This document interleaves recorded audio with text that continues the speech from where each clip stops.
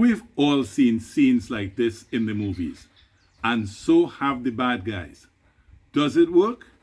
Yes, it does. So let us look at it again. Why does it work? Because the hinges are set for the door to swing inwards when you enter your home.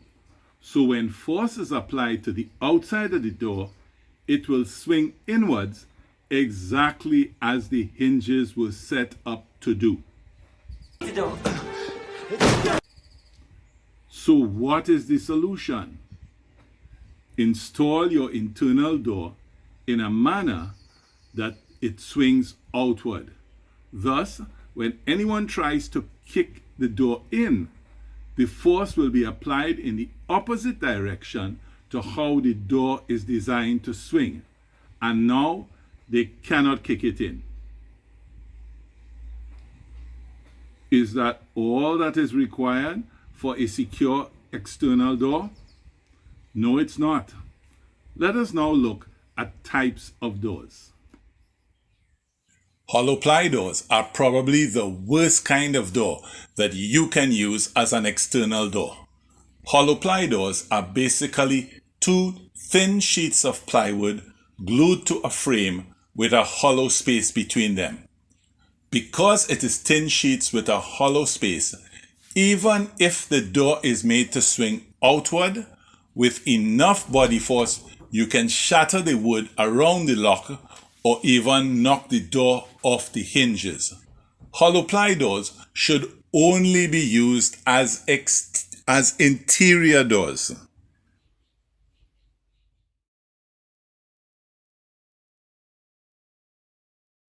Another type of door that is sometimes seen as being used as an exterior door is a panel door.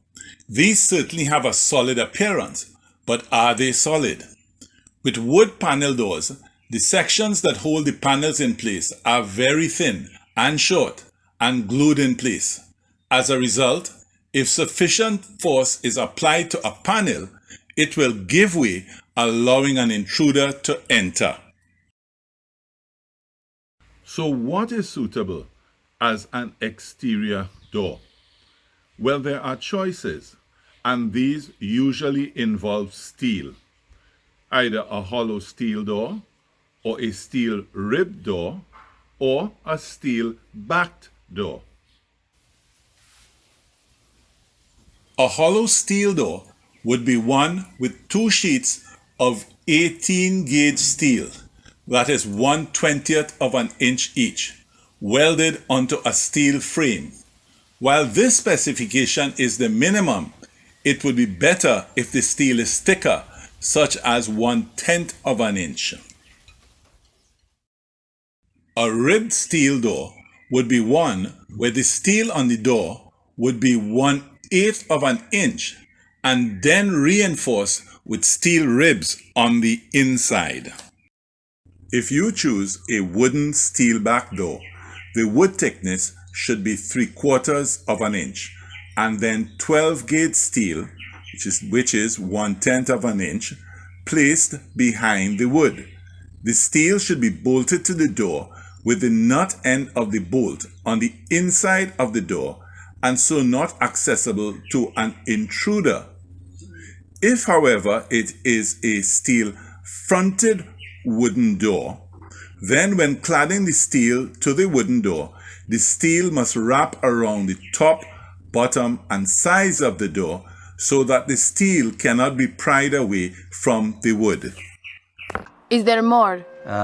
Unfortunately, that is not all that you have to consider for secure external doors. And we definitely don't want to hear these words coming out of your mouth. I never thought this would happen to me.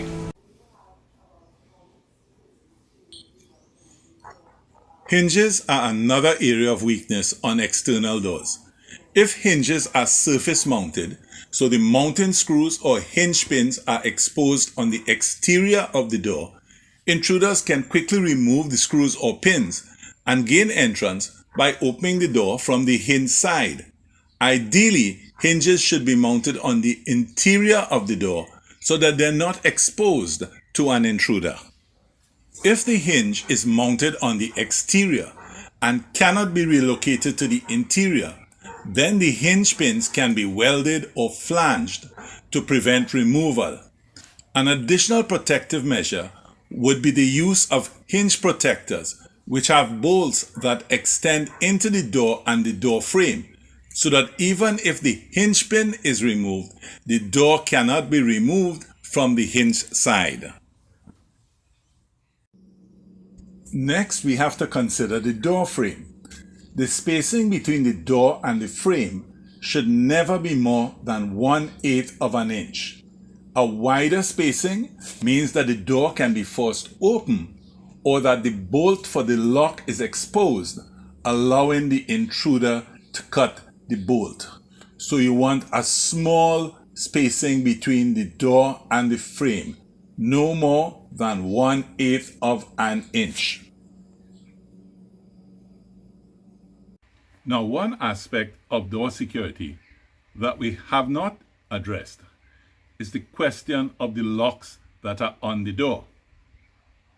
But that will be the subject of another video.